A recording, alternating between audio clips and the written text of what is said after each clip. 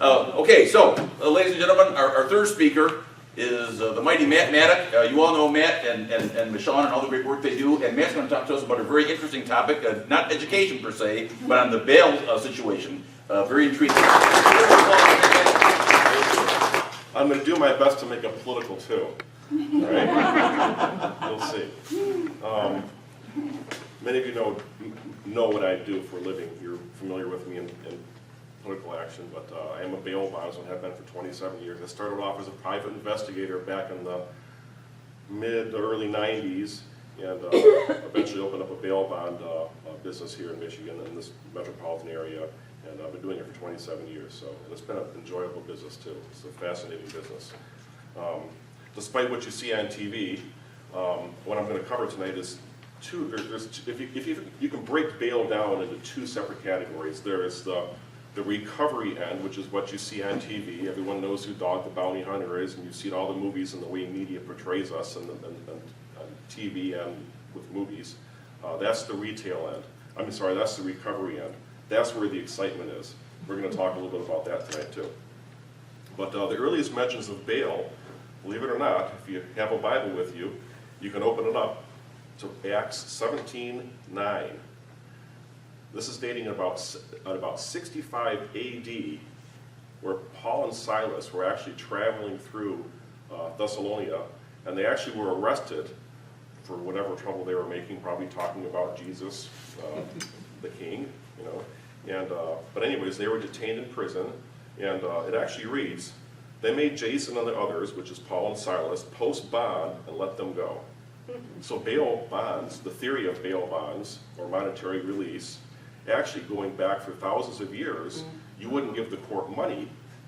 In the earliest times of bail, you would give the court your brother or your sister or your niece or your nephew to hold your place in the jail cell while you went out and fed your pigs or took care of your family. Imagine that. Person for person bail that existed for thousands of years.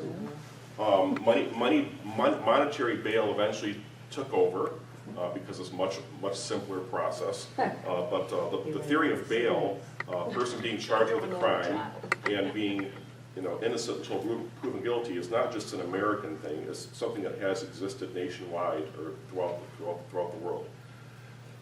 Back in the mainland, the earliest forms of bail were in Elizabethan England. The first bail bondsmen or bailers were actually property owners, and most of them were hotel owners. So they would actually turn their hotel into a quasi-prison to watch the person as they were released on bail to make sure that they went to court. They could keep an eye on them, right, if they were living in their bed every single night in their room.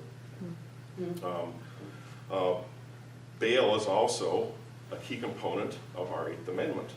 And actually, bail bondsmen are the keepers of the Eighth Amendment right that we all have to not excessive bail, right? Bail agents, myself, and this is going back to the theory of bail, we are actually considered jailers if you look at the spirit of the law that was created to create bail and bail bondsmen. Although, if I get someone out of jail, although I may not have the person in my jail cell, the jail cell that the person exists in is actually, could be the state of Michigan, for example. But as a bail bondsman, as a bail agent, I have the right to bring that person, if they fail to appear in court, back within my custody any time of the day or night, and even on the Sabbath. That's the way the law is written. So when we're going to talk about having skin in the game also, that's in the recovery of the business. But it's a highly regulated industry. Here in Michigan, we have a two-tier regulation process. We are regulated by the state of Michigan. All bail agents in Michigan, almost every single one of them, are licensed insurance agents. And we have insurance for a very important reason, because if I post a $100,000 bond here in Oakland County, and I get hit by a car the next day, and my client skips, the Circuit Court Chief Judge wants to know, hey, Matt, if you can't pay this $100,000 bond, I'm not going to let you post bonds in my county. Who's going to pay? So we have an insurance company. The arrow passes through me first, but if I'm not there, it hits my insurance company. And insurance companies hold the liability. but there's different forms of contract or relationships that bail bondsmen have with their insurance companies also. We're going to ask questions. We're going to ask Would you questions. mind just turning that mic just a little, that's all I wanted, a little bit more time. Yeah, why don't you move over here? It's much Thank you, better. that's all. Better? Yeah. Oh, good. How about now? Better. Okay. I don't know what's the last thing you heard. We were talking about how bail bondsmen are actually jailers, and we have the right to reapprehend or bring that person. When a bail bondsman is making a reapprehension, what you see on TV in the recovery end, when Dog the Bounty Hunter is out putting his hands on someone, he is actually acting through a bondsman. A bondsman has to give him specific permission and authorization to go and search for that person and bring that person back into the custody. If anyone else does it, and there's, at one time they had the Wild West when you had quote-unquote bounty hunters out there. Those bounty hunters weren't just everyday people. They were people acting on behalf of a warrant that was signed by a judge to give that person authorization, or they were acting through the specific authorization and permission through a bondsman. That's how it works. You just can't go out there if someone has a warrant for their arrest and put your hands on them and bring them into jail. You're gonna be facing kidnapping charges in today's society. So, the mechanics of, and there's actually two forms of bail that exist in the United States. There is what's called a taxpayer-funded system, and there's what's called a user-funded system. Here in Michigan, Michigan is one of 6 states where we're considered an actual taxpayer-funded bail state. And the reason is, for example, here in Oakland County, we're spending approximately $3.5 to $4 million getting people out of jail through an agency run by the county. It's called Pretrial Release Agency, or called Pretrial Services. And what they do is they interview the defendant after he or her is arrested. The person is detained in a jail cell, and that person gets taken out of the jail cell. They get put face-to-face with an interview from someone from Oakland County Pretrial Services. And Oakland County Pretrial Services, what they typically do is recommend bail to the judge in Michigan. Judges in Michigan have the complete wherewithal to set bail whatever they want. In some states, they have a bail schedule where if you're charged with X crime, the bail is this amount. Second time you're charged with this crime, the bail is double. Third time, etc. In Michigan, we have no bail schedule, so we rely on our judges to set the bail. And bail bondsmen actually post the bond with the court. We don't determine how much bail is needed, nor do we determine who gets out of jail and who doesn't. So they have, in Oakland County, we're paying, if you look at, the easiest way to do this is look at the numbers. In Oakland County, we're spending about $3.5 to $4 million. No one knows exactly how much money they're spending, because every time we do a FOIA, we get different numbers. And, but they're releasing about approximately 3,500 people every year in Oakland County at the taxpayer's expense. So if you take let's say they're spending $3.5 million and they're releasing 3,500 people. Well, that's the cost of the taxpayers of $1,000 for every person that they're getting out of jail. That $1,000 could buy a $10,000 bond. So we as taxpayers are paying a tremendous amount of money throughout the state. It's estimated between $18 to $20 million throughout the state to get people out of jail using taxpayers' dollars. How many miles of roads can we pave for $20 million? Anyone have a guess? Where does the money go? Well, the money goes to the agency, from the county to the pretrial release agency, and the pretrial release agency uses that money in personnel costs. I think in Oakland County they have like 34 people working for that agency. They have one person, one or two people in every single district court in Oakland County, and many other counties throughout the state. But let's talk about skin in the game. Bail bondsmen, the private sector bail bondsman, which is what I am, the people that pay for our services are the people that are in jail or the person's family. We have skin in the game. Whenever a client fails to appear in court, and this is the typical mechanics of how it works. So, Dennis is arrested, he's detained in jail with this pouty face. Again. And he goes before the judge or magistrate, and the judge or magistrate nails him with the 5,000, your bond's 5,000 cash or a surety. That means Dennis has two options to get out of jail. He can either pony up the whole $5,000 in cold hard cash. That's one option, but he's sitting in jail.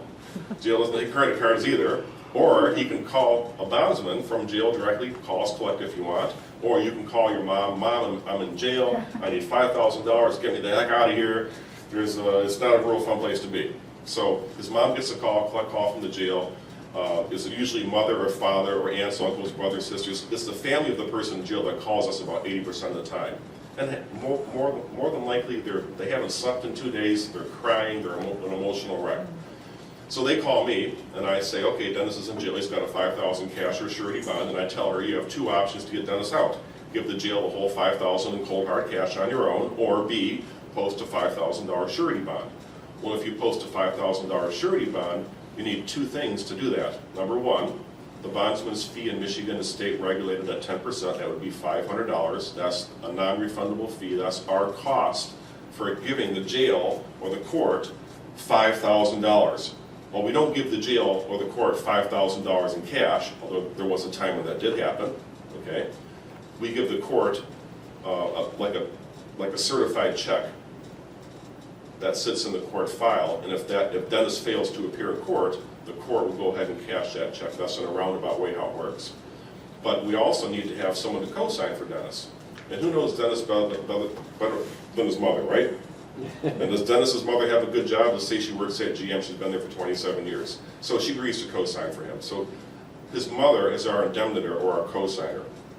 Sometimes we write bonds without co-signers. If it's a larger bond, we require collateral, a piece of property or a home, typically anything over $25,000 to $50,000 would require some sort of secured real estate. But the bottom line is, there's not one place you can go to get $5,000 within 5 minutes. Where can you do that? You can't do it at a bank, right? So how are you going to enforce your Eighth Amendment right to bail? You're going to call bail bondsmen to do that, right? So, Dennis gets out of jail, we meet him at the jail, sign some paperwork, and you're free. And your obligation is to appear in court for all of your court dates until you're either sentenced or dismissed, whichever comes first. Now, as long as Dennis makes all of his court dates, unlike Phil, as long as he makes all of his court dates, nothing happens. The bond is never processed by the court. The court sends us notification that his case is finished, he was sentenced, he appeared in court, he's good. And the case is closed and everyone's happy. The $500, you don't get that back. That's our fee for putting up the $5,000. Now, if you fail to appear in court, that's a whole other story. That's where we're going to talk about the recovery end of the business. That's what you see on TV. And the media and Hollywood has not portrayed our industry in the best light, by the way. Okay? So if you fail to appear in court, sometimes the judges pick up the phone and, hey Matt, yeah, Dennis Marburger, that guy again, guess what? He didn't show this morning. Click. And when that happens, our office gets a call. Sometimes they'll call us, sometimes they'll mail us a notification saying that Dennis failed to appear in court. We have a recent state statute that was changed to allow the courts in modern technology to either email us or fax us also the notification. So when Dennis or any client fails to appear in court, we get that in the office, bells and whistles go off. The file gets pulled, and the first thing we're going to do is call who? Our co-signer. Who knows Dennis best? Who's the person who's liable to pay us back the money if he fails to appear in court? We're going to call Mom. Where's Dennis? He's in the hospital. I haven't seen him in 2 weeks. He packed his bags and left 2 weeks ago. I have no idea where he is. Well, at that point, we have an obligation. We protect the court. We give the court full protection for their money. They can't lose a dime with us. So at that moment, I have two options as a bondsman. I can pay the $5,000, not look for Dennis, but what good would that do for society? Because 9 times out of 10, I mean, Dennis has created a heinous crime, but let's say you're breaking into houses for a living. 9 times out of 10, if that person fails to appear in court and they become a fugitive, what are they doing? They're going back to the same crimes they were doing and committing crimes within our communities. So I have an obligation and a duty, and it's good business sense for me to go out and find Dennis. So I can either find Dennis myself, and I did that for many, many years, myself tracking down fugitives, grab them, put them in the car, take them back to jail, or we can hire a bail agent or a quote-unquote bounty hunter. Bounty hunters typically charge 10% minimum all the way up to 50% depending on the size of the bond. The smaller bonds, they charge more. If it's a $100,000 bond and it's an easy pickup, it could be less. But the bottom line is, we have a carrot, a very large carrot placed in front of us as bail bondsmen to provide that service to our judicial system to take the fugitives off the street. Did you know, anyone want to guess, how many unserved felony warrants there are in Michigan today? Take a guess. Vince, give me a number. 0. No, active felony warrants. People with felony warrants walking out there. Walking around. 20,000. How many? 20,000. 20,000 more. 500,000. How do you want to guess, Jeff? Million. 80,000. It's really close to 50. Oh, wow. Yeah, imagine that. Now, that's not necessarily 50,000 people. There could be a person who has 3 warrants. But the bottom line is, Michigan has a high, because Michigan is a taxpayer-funded bail state, the vast majority of people are not released using the process that I described. The process that I described is what exists in most states, but not in Michigan. Let me explain to you what happens in Michigan.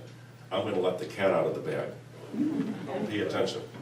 So in Michigan, we have what's called 10% deposit bail.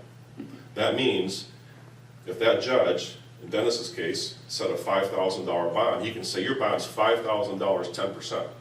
Well, it looks good in the paper because in the paper it says $5,000. Then it says 10% after that. But what does that 10% mean? I'm going to tell you. That means that Dennis just got a 90% bond reduction. So what Dennis can do, he can give the court $500, or his buddy can give the court $500 without using a bondsman. The court doesn't get $4,500, they just get $500. So the bond's $5,000, 10%.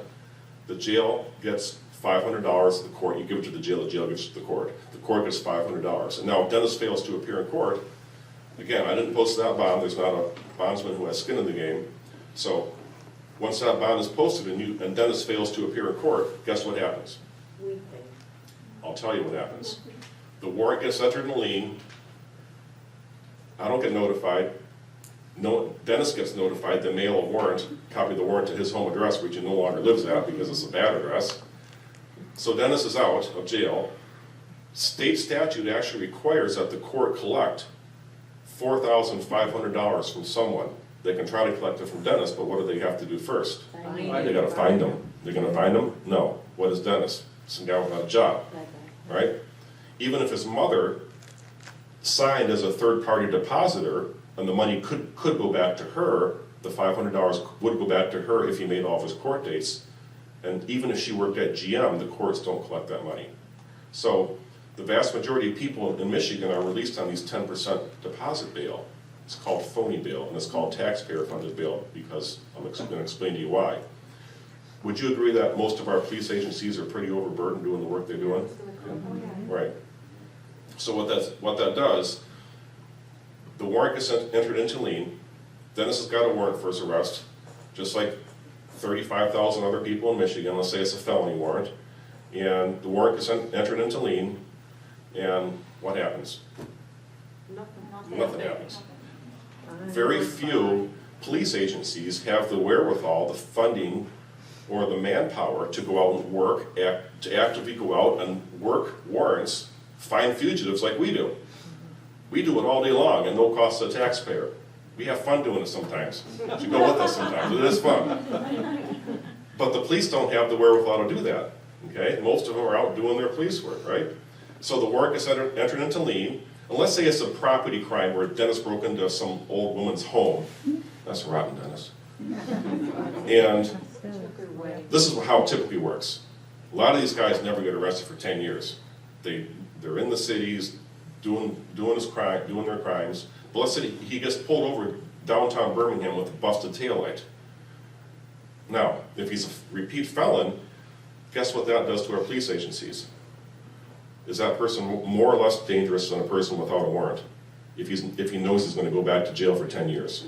Is that person dangerous? Okay, much, much more dangerous. A lot of the times you see on these you see in the news these guys are running from the police or shooting police. A lot of these guys have been fugitives on this 10% system for many, many years in some cases. So he gets pulled over downtown Birmingham with a busted taillight. He gets taken back to jail. This time, the judge sets the bond at $5,000 cash or surety, no 10%. because you didn't appear at court for 3 different times. It's an additional burden on our police agencies. This also costs our communities much money in additional crime. It costs us as taxpayers additional insurance because we have all these property crimes. In addition, we have to pay for the re-prosecution and the re-arrest of the person and the rehousing of the person.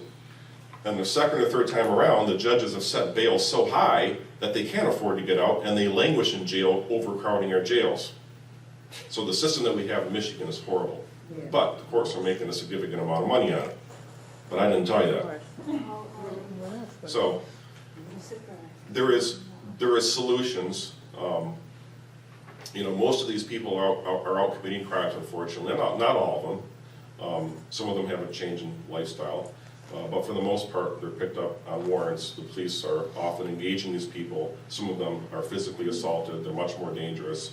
To be quite frank with you, when we go out to get a person who failed to appear in court, guess how long it takes us on average? I've gotten people back to the judge within a half an hour at one time. Sometimes it takes us 6 months. But typically, we have that person back into custody within 2 weeks because we're actively pursuing that person. They don't show Dog the Bounty Hunter sitting on a house on the surveillance for 20 hours waiting for the guy to go home, or watching little signs like in the wintertime what time they wake up in the morning, because you can tell by the exhaust stack of the house what time the water heater goes on and whether they're in the shower or not. They don't show you him, you know, doing long surveillance or following someone to work, you know, just so you can get them at work, so you're not going into the house because you don't want to get shot up. But we do it well, and we have some, you know, Michigan's one of only 6 states in the nation where they have this 10% system, and it's expensive. So there's a couple things that are on the horizon for bail that I want to talk about. You may have heard of George Soros. Yeah. Figured you guys might. The Vera Institute. The Vera Institute is another leftist progressive. You've heard of social justice. You've heard of maybe you've heard of pretrial justice. But what they're doing, you may have heard of. You probably haven't heard of risk assessment tools. But what they're doing, there's a nationwide push to completely eliminate monetary bail or money bail in this nation.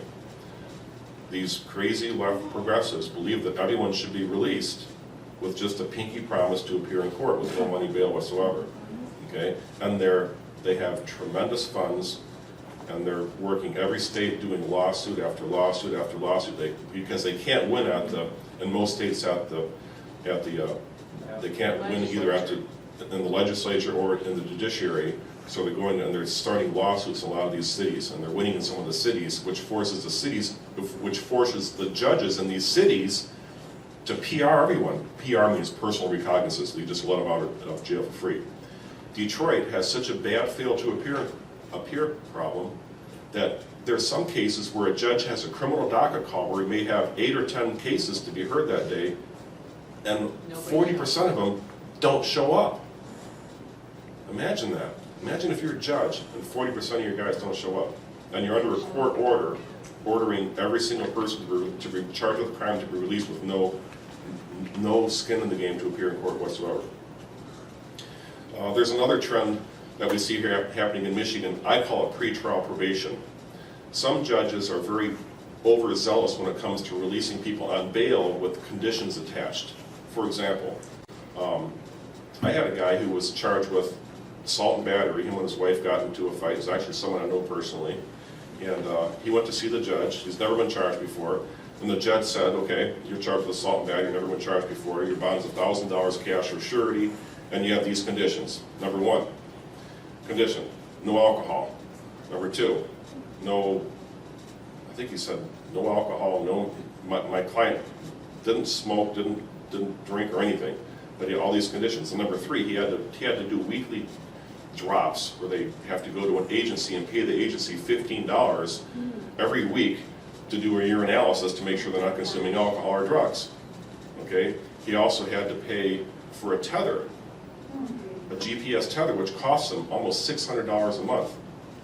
And this case went on for like 3 or 4 months because he fought it. So oftentimes here in Oakland County, you're released from jail, but your release process can be more of a penalty than actually serving a sentence of probation.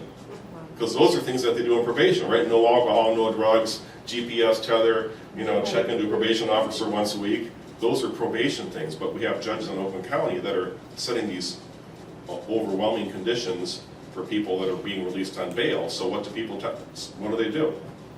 A lot of these people can't afford $600 a month for a tether, so they sit in jail. So that compounds the jail problem too. But that's like you're proven guilty before you have your trial. That's what I call pretrial probation. You're guilty until you're guilty. Has ever been tested in the court if it's a violation of due process, basically punishing a person got out of jail? I see it in spousal abuse cases, domestic abuse. So far, no one's challenged in Michigan. The criminal defense attorneys aren't real. It's just not a high priority thing on our list of priorities. So, everyone understands what the Eighth Amendment is, right? We have a right to non-excessive bail, and but our Eighth Amendment doesn't say we have a right to free bail or taxpayer-funded bail. So, we can open up questions right now. Yes. I have a question. I've seen a case, I was seeing a courtroom down 30th District Court, and the FBI and the state police indicted like major drug dealers. Federal case or state case? It was actually, it's 30th District Court, it was state court, it was with a state police joint test with FBI. Okay. And they had some big kingpins, and the prosecutor had, the white guy prosecutor said, these guys are dangerous or flight risks out of county. Their response was, well, they have lodgings here, they'll appear for court.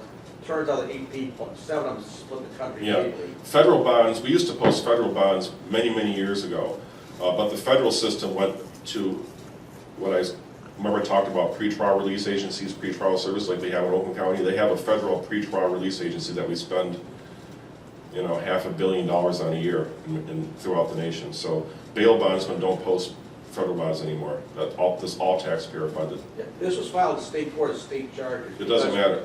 Yeah, and then what happened though, basically, the reason I filed the drug cases in state courts because under federal law, it's very liberal, the sentencing guidelines as opposed to state courts. Okay, so it was a state case, but they probably all got PR bonds and never showed up. No, basically they were given cash bonds, the top ones.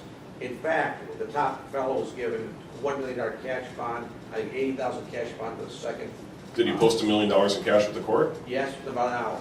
Wow. And it disappears. Yeah, so in that situation, the court and the taxpayers, I mean, there is a penalty that he suffered.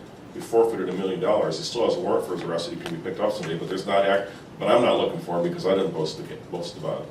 The question is, when that money gets forfeited, who in the government gets that? That would go to the court. So the actual district court itself will get all that money? Yeah, but the court has different buckets they have to put the money into also. Yeah, that's... Because my impression that was the fact this judge, on hearing what a big risk this guy was, probably figured, you know what, he's going to leave the country anyway, and he doesn't show up, we're going to get $1 million here in the court. So I've seen judges set bail with the intention of the person never appearing in court again, never coming back to his county. So judges will do that. Yeah. They'll set bail where it's low enough, they know the person can post cash, and they know the person's never going to be a problem in their county again. Go ahead, Sharon. Matt, who or how is it determined if they go to a bail bondsman or under the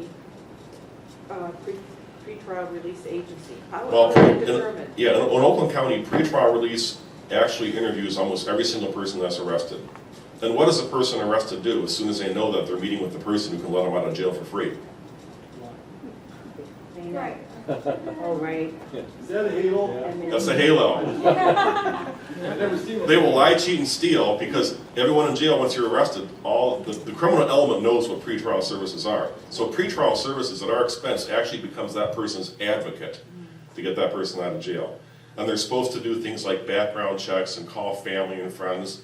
But even when pretrial service gets someone out of jail, their client, just like I have clients, when their client fails to appear in court, guess what happens to pretrial services? Do they suffer a penalty like I do?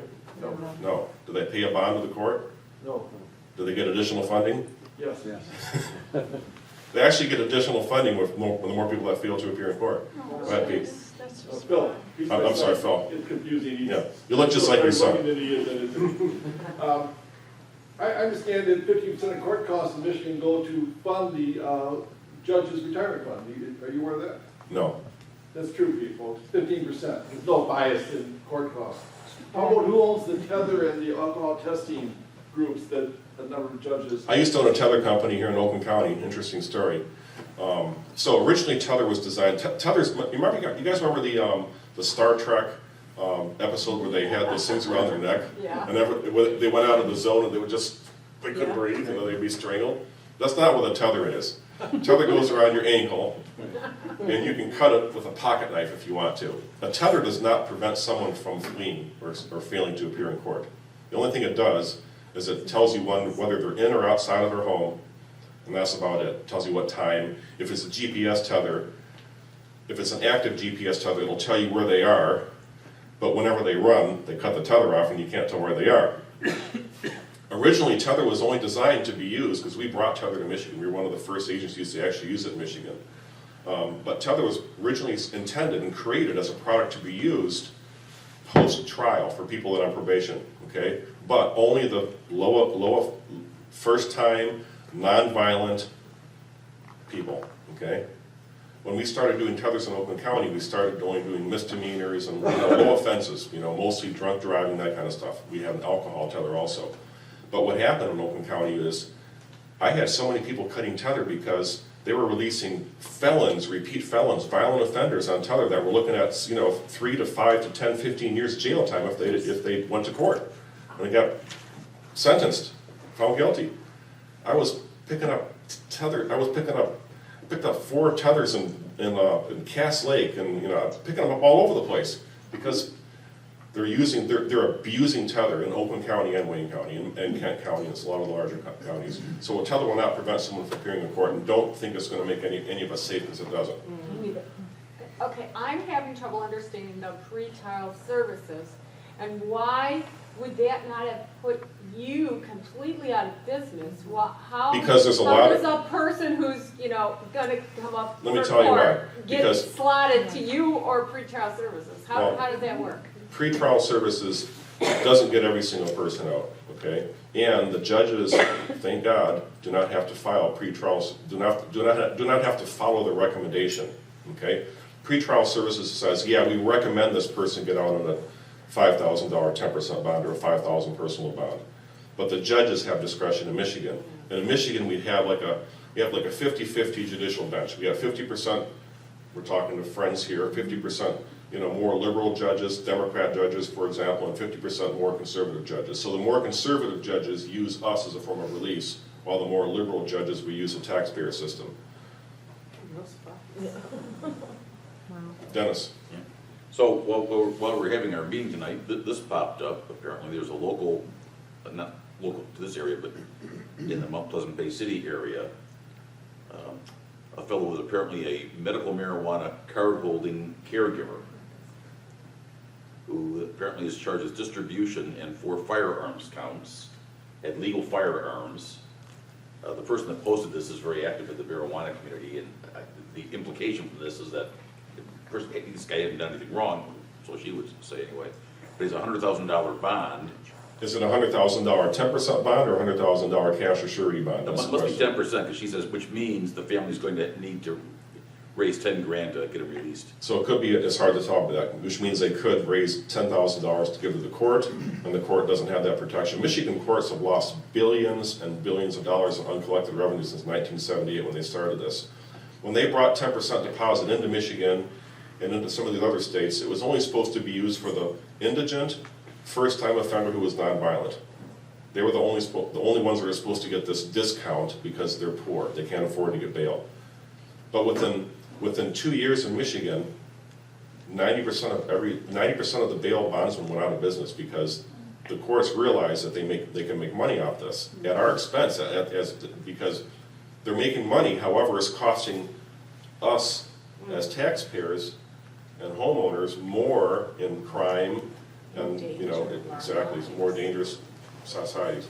So they've lost billions of dollars because they don't collect that money, whereas when we post the bond, we give the court 100% protection. In my opinion, if you're a judge, you have a fiduciary responsibility to protect your court, right? Using these phony, baloney 10% bonds, you should be liable for that. How do you change this? Legislation, we've been working on it for years. We might do something within the next, for a long time we've had Democrats who control Michigan, unfortunately. Can a judge deny a bond? Judge can't deny a bond in a capital case. If it were a flight risk, let's say, not necessarily the severity of the crime, but the person is determined to be a flight risk, couldn't the judge deny the bond, and that way they would be incarcerated until they have their hearing? It gets technical. We have what's called, there's warrant bonds, there's interim bonds in Michigan where the judge sets the bond when he actually signs the warrant. Okay, and then that person does not have to be arraigned to have the bond set. And there's other situations where the warrant will be entered and the person will have to see a judge before bail is set. So there's about 5 different ways it works. Wouldn't that be a way of overcoming this people, skipping their duty to show up? The way to solve the problem would be to, for example, limit 10% bonds to their original use, which is the traffic and misdemeanors, and require cash or surety bonds, full bail for the felons. That'd be the place to start. That'd be the place to start it. Any more questions? You're running for state Rep. State rep. 44th District, Jim Runstead's current seat. Jim Runstead is running for Mike Kowal's vacated Senate seat. He's forfeiting 2 years and running for the Senate seat. I'm running for his open house seat. Did you have a question? Are you writing me a check? Fundraising right now. That's good. Wow. Well, very good then. How about a big round of applause for Matt? I hope it was an educational experience. Yeah, absolutely.